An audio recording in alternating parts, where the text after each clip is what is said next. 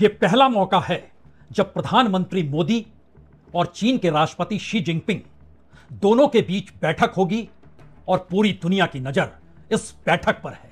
अब 7 साल के बाद हमारे प्रधानमंत्री शी जिनपिंग से मिलेंगे। कांग्रेस पार्टी इस पर क्या ओपिनियन रखती है कि किस चाइना के साथ की आप बात कर रहे हैं जिसने गलवान घाटी में हमारे 20 सैनिक शहीद किए? वो पुरानी बात। आपने कहा कि भाई सीमा पर विवाद होता है। एक तरफ तो एक जवान के लिए 10 जवानों के सर काटने जैसे चुनावी भाषण देते थे सुषमा स्वराज, भारतीय जनता पार्टी के लोग। आज की डेट में हमारे 20 जवान शहीद हुए, उसी जिसके खून से हाथ लथपथ हो उस पर आप बात करने की बात करते। चलिए, ऑपरेशन सिंदूर में बाकायदा हमारी सेना के प्रमुख सीडीएस चौहान ने कहा, अनिल चौहान जी ने कहा कि अमेरिका, पाकिस्तान तो फ्रंट था, चीन तो लड़ तो चीन रहा था हमसे। So Pakistan was the front face. We had China providing all possible support and हमारे जितना भी हमारा नुकसान हुआ या जितना भी हमारे उसमें हुआ वो सारा का सारा चीन ने नुकसान किया। यानी सीधे कहें तो यह अमेरिका की सत्ता को चुनौती भी है। और भारत में जब आज शाम के 4 बजे उस वक्त प्रधानमंत्री मोदी का विमान जापान से उड़ान भरकर चीन के नॉर्दर्न सिटी तियानजिन पहुंचा, जहां पर कल बैठक होनी है। यह बैठक इस मायने में कहीं ज्यादा महत्वपूर्ण है कि इसमें प्रधानमंत्री मोदी मौजूद रहेंगे जो 7 बरस के बाद चीन पहुंचे हैं। रूस के राष्ट्रपति पुतिन तो आते जाते रहते हैं, लेकिन जो अपने घर से नहीं निकलते उनका नाम नॉर्थ कोरिया के किम जोंग है, वह भी यहां पर मौजूद रहेंगे। लेकिन महत्वपूर्ण सबसे बड़ी बात यह है कि अब भारत और चीन वास्तव में एक दूसरे के करीब आ जाएंगे। और अगर यह करीबी हो जाती है तो क्या वाकई भारत 1962 के युद्ध के बाद 63 बरस बीत चुके हैं, लेकिन चीन पर भरोसा जागा नहीं। पहली बार न्यूयॉर्क टाइम्स ने भी एक रिपोर्ट छाप डाली और सीधे तौर पर कहा, दरअसल यह सीधी लड़ाई अमेरिकी राष्ट्रपति ट्रंप और प्रधानमंत्री नरेंद्र मोदी की हो चली है, क्योंकि ट्रंप ने वाकई कई बार फोन किया और वो चाहते थे कि नोबेल के लिए उनको नॉमिनेट भारत करे, प्रधानमंत्री मोदी करें। प्रधानमंत्री मोदी ने इनकार कर दिया और वो पूरे घटनाक्रम के होते होते 36 घंटे पहले अमेरिका ने खुले तौर पर यूक्रेन युद्ध को मोदी का युद्ध करार दे दिया और कहा यह मोदीज वार है।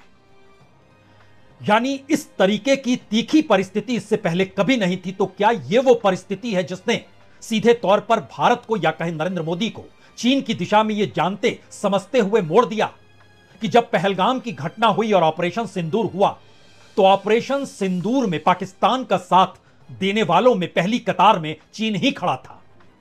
और उससे भी बड़ी बात यह है कि ऑपरेशन सिंदूर के वक्त जिन जिन देशों को लेकर भारत ने प्रतिबंध लगाया उसमें चीन ही नहीं बल्कि एक देश तुर्की भी था।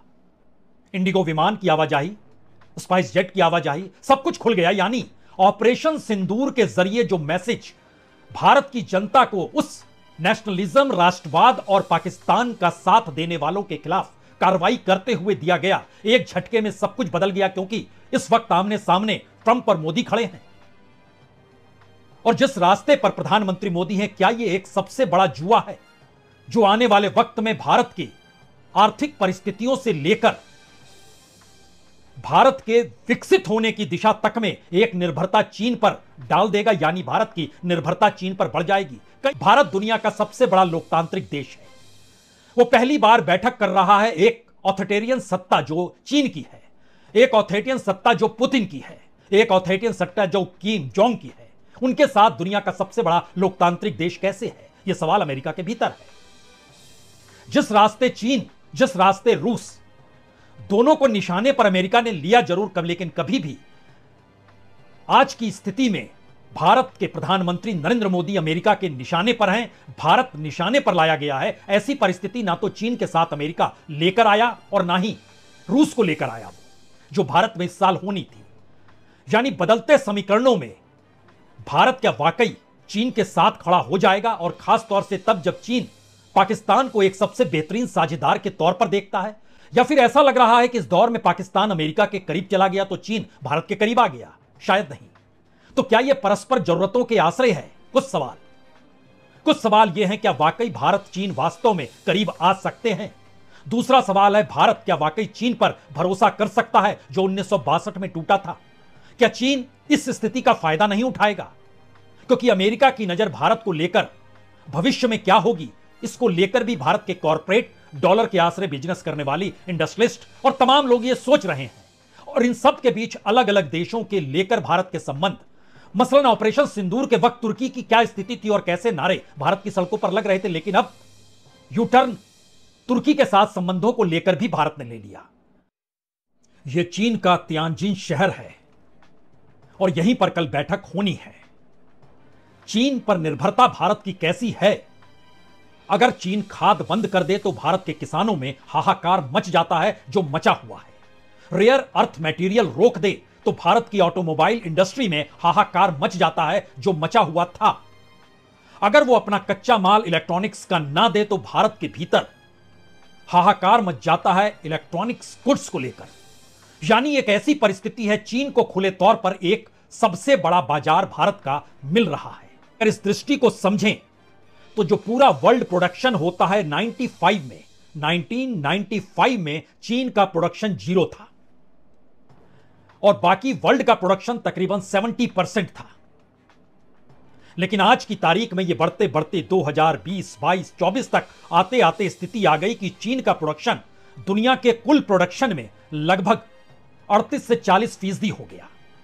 यानी चीन का प्रोडक्शन और बाकी दुनिया का प्रोडक्शन एक बराबर आज की दृष्टि से है। और कई मायनों में चीन को जैसे ही भारत का बाजार मिलेगा वैसे ही वो सक्षम और तेजी के साथ होगा। और यह चेतावनी अमेरिका के लिए, और अमेरिका इस बात को बाखूबी समझ रहा है। चीन भी बाखूबी समझ रहा है कि अगर भारत ने साउथ एशिया यानी दक्षिण एशिया से बाहर पैर पसारे तो चीन के लिए मुश्किल होगी।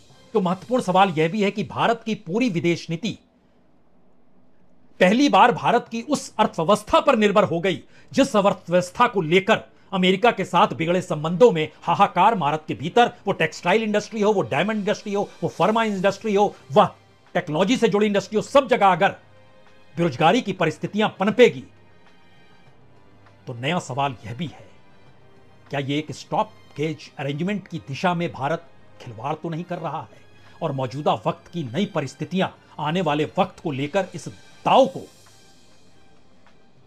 छुटला तो नहीं देगी? यानी एक ऐसा जुआ जो सिर्फ और सिर्फ मौजूदा वक्त को लेकर खड़ा तो हो गया, लेकिन अब वो भविष्य में भारत की अपनी साख और अपनी रणनीति को लेकर तय भी करेगा। और यह टकराव दुनिया के 3 शक्तिशाली देशों के बीच नहीं है। यह टकराव 3 शक्तिशाली देशों के बीच भारत कहां खड़ा है, भारत को लेकर है। किसी को भारत का साथ चाहिए, कोई भारत के खिलाफ खड़ा है। और इन तीनों में आपस में कोई टकराव वैसा नहीं है जो भारत को लेकर भारत के खिलाफ खड़ा हो चुका है। यह स्थिति शायद डराने वाली भी है और भयानक भी है, लेकिन साथ ही एक चुनौती भी है और एक इम्तिहान भी है। कहां पर कौन सी परिस्थिति किस वक्त कैसे खड़ी होगी, इंतजार शायद करना होगा। बहुत बहुत शुक्रिया, बहुत बहुत शुक्रिया।